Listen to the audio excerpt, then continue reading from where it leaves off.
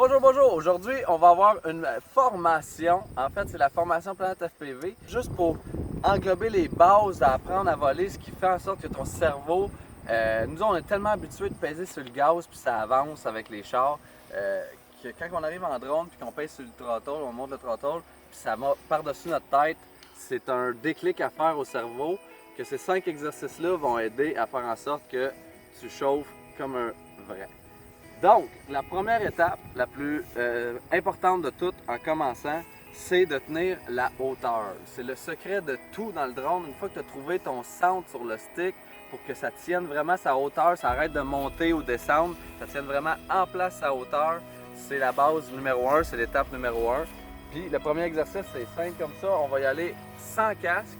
On prend n'importe quelle cible, ça peut être un arbre, mais il faut qu'on voit une hauteur précise.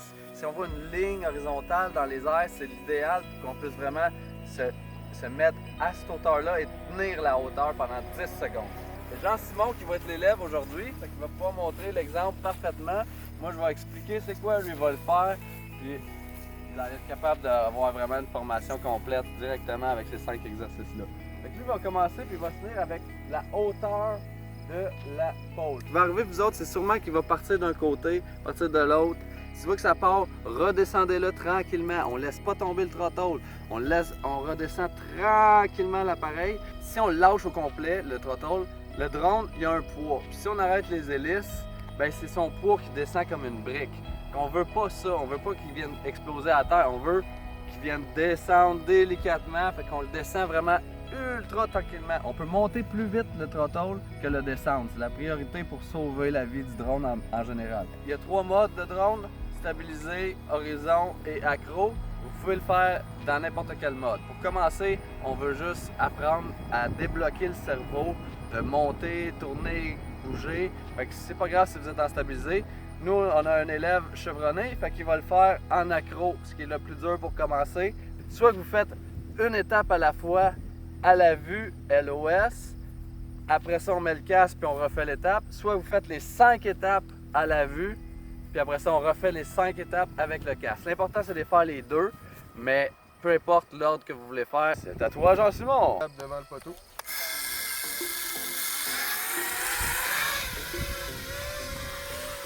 En vol à vue. Donc on essaie le plus possible de rester à la bonne hauteur, malgré le vent. Bon, c'est normal si le drone il bouge un petit peu de gauche à droite, d'avant à arrière.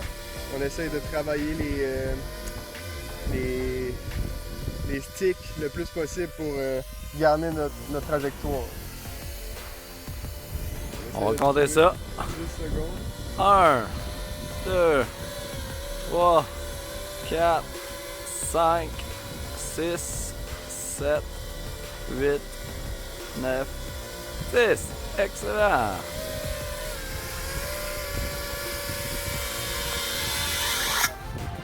Je m'y mets.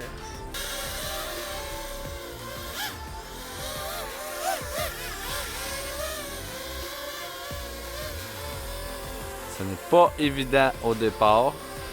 On a un pilote expérimenté.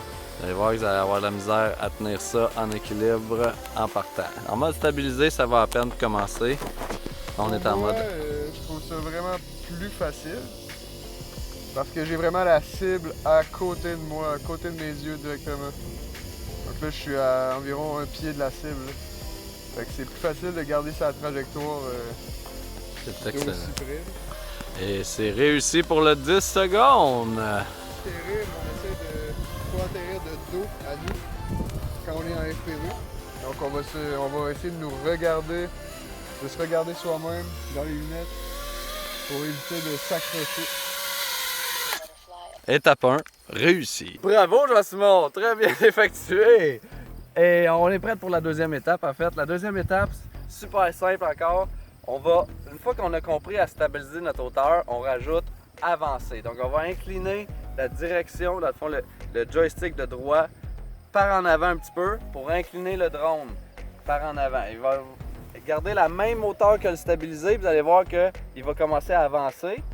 Puis si vous ne donnez pas un petit peu plus de gaz, ou ajuster en conséquence, il risque de descendre un petit peu. Parce que vu qu'il donnait du throttle par en haut, c'est qu'il faisait de la traction par en haut, bien si on le met en angle comme ça, veut pas, ça fait qu'il y a une perte de puissance par en haut, fait qu'il risque de descendre un petit peu. C'est là qu'on va ajuster pour garder la même hauteur en avançant. Il faut aller au maximum de vitesse, pratiquement à 90 degrés comme ça, maximum dans le tapis, puis ça va tenir sa hauteur. Sauf que il faut toujours ajuster sur comment qu'on va en angle et tout. Donc la deuxième étape, simple, on lève, on stabilise, on avance. Là, lui, il va falloir qu'il passe directement dans le château. Mais vous avez juste à le faire et de voir le drone qui essaye d'être le plus stable possible, qui ne monte pas, descende pas, qui reste le plus droit possible. Fait que vous allez avancer une dizaine de mètres et stabiliser au fond. Et là, pour stabiliser, il va falloir reculer un petit peu. Il va falloir remonter par en arrière pour essayer d'arrêter le drone. Parce qu'encore une fois, on tire toujours en haut de notre tête. Il n'y a pas de break avance, c'est en haut de notre tête. Fait que c'est avec l'angle qu'on fait en sorte qu'on avance ou qu'on recule ou qu'on arrête. Donc, on va avancer, on va arrêter, stabiliser, on revient du reculon. Fait que là, il faut vraiment littéralement descendre le joystick par en arrière pour incliner en arrière le drone. Il va reculer littéralement, puis là, encore une fois, on le commence pas de casse. Puis on voit le drone, qu'est-ce qu'il fait. On voit qu'il revient vraiment en ligne droite, idéalement vers vous, parce que c'est plus facile à voir la direction. C'est l'angle du drone qui va faire en sorte que sa gauche est là, sa droite est là, fait que ça devient un petit peu plus complexe. C'est pour ça que ça vaut la peine de commencer vraiment tranquillement, avancer, arrêter, reculer, arrêter. Le plus de fois que vous voulez le faire, le but c'est d'être vraiment en confiance, stable, puis que ça le fasse facilement. Le cerveau va s'habituer, tout va se développer tout seul, juste à avancer, à arrêter. Puis quand vous arrêtez, n'oubliez pas de reculer un petit peu par en arrière, juste pour le faire arrêter vraiment. Vous allez voir qu'il arrête vraiment directement. Si on fait juste le mettre droite, il va continuer à avancer. La même chose, pas de casse avec un casse. Puis il va le faire lui directement dans le château. Donc il va reculer dans le château. Ce que j'ai très hâte de voir. Parce que ça va être quelque chose de très difficile. Vous arrivez à un niveau que vous êtes capable de le faire, vous allez être des très bons pilotes FPV. Sur ce, à toi JS.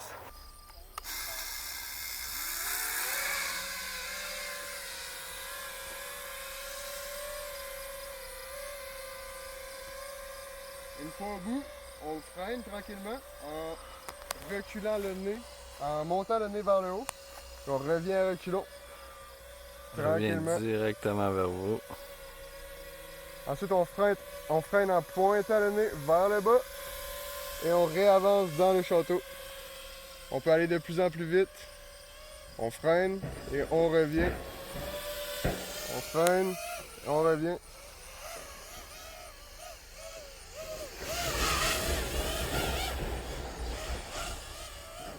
Excellent! Hein? Et c'est réussi pour le vol à vue. On fait la même chose en FPV maintenant. Ça, c'est sûr que là, on met un défi de plus avec le château. Vous n'avez pas besoin d'avoir des cibles comme ça pour faire l'exercice. Exact. Donc on y va relax. On freine. Vous allez voir, c'est quand même difficile, même pour un pilote expérimenté. Exact. Ça, c'est vraiment... Surtout avec des cibles comme ça. Oh! Ça, c'est un petit peu de chance, un petit peu de talent. Très bien exécuté. Puis on le refait une dernière fois.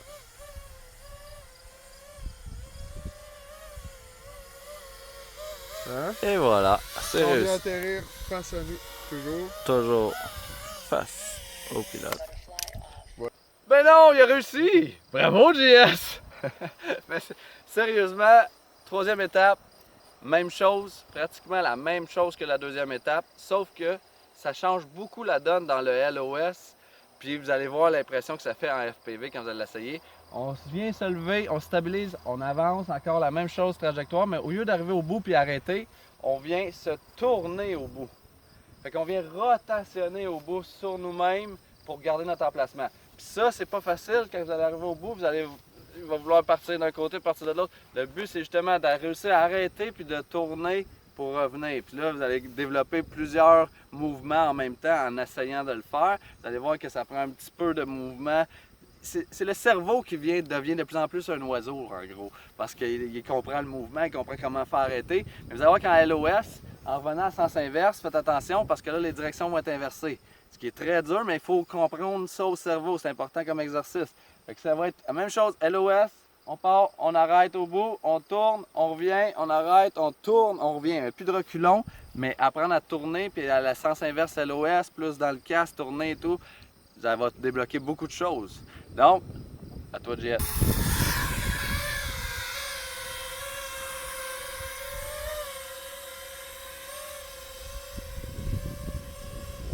Tout doucement. On freine. On tourne. On essaye de voir où est-ce qu'on est. C'est là que c'est difficile. Puis faites attention aussi pour pas vous approcher trop de vous en revenant. Ouais.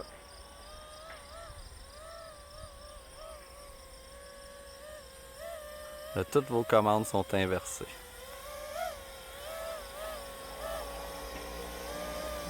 On freine.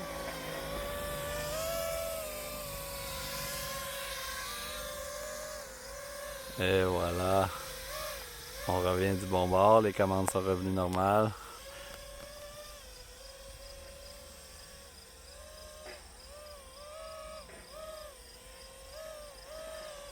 Excellent. 3 fois, c'est l'idéal.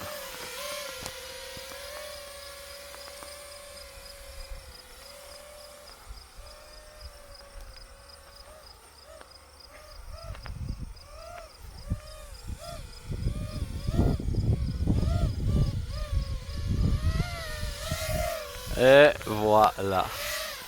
On s'attaque maintenant au mode FPV. Même chose, mais en FPV, ce qui va être beaucoup plus facile. Si vous n'avez pas les commandes inversées maintenant, vous êtes à les mêmes commandes comme si vous étiez dans l'appareil.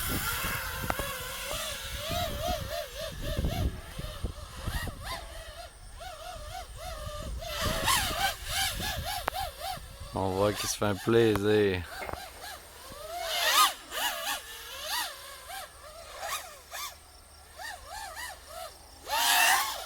Et voilà, ça n'a pris que quelques secondes et c'est réussi.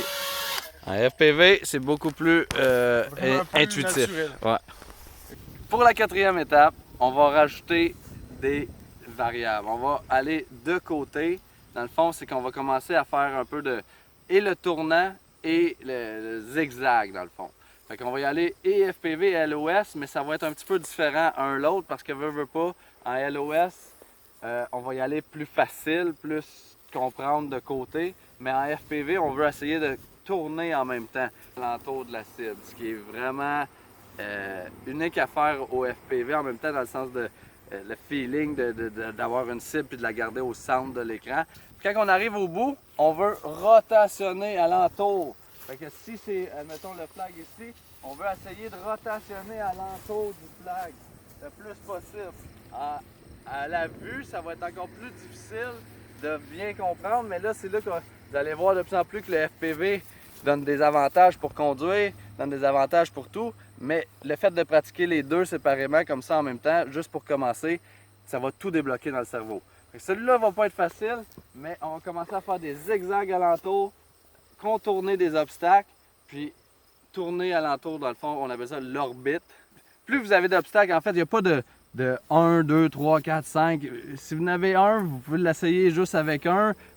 Si vous n'avez pas, vous pouvez le faire sans. Je veux dire, on voit une ligne droite, comme depuis tantôt on faisait une ligne droite, même sans obstacle. Bien, on peut faire, imaginer que la ligne, on fait juste voir le drone aller d'un côté, de l'autre côté.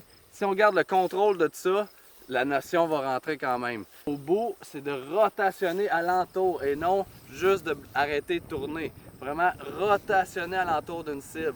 Ça, c'est assez primordial pour pouvoir vraiment débloquer le sens du vol complet. Pour voler pour le plaisir et tout, c'est pas besoin d'être centré parfaitement puis d'avoir l'orbite parfait alentour. C'est juste de comprendre la technique de comment on tourne les deux en même temps. Les deux joysticks peuvent tourner en même temps ou on en met un d'un côté, un de l'autre côté. Tout ce que ça fait, ces réactions-là, dans le fond, sur le drone, va faire en sorte qu'on devient vraiment un pilote. Sur ce, bon essai, JS!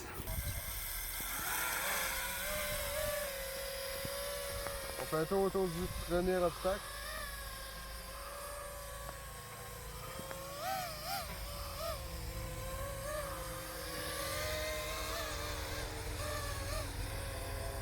Faut y aller très doucement. On vient zigzaguer.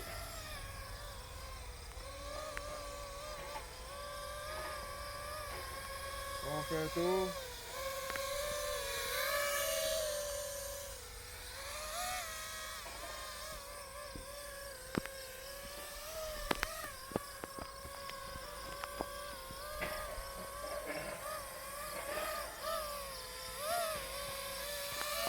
Pas facile à l'ouest. On va voir que le FPV, beaucoup plus facile encore une fois. Et voilà. Donc c'est ce qui conclut notre visibilité directe test en slalom.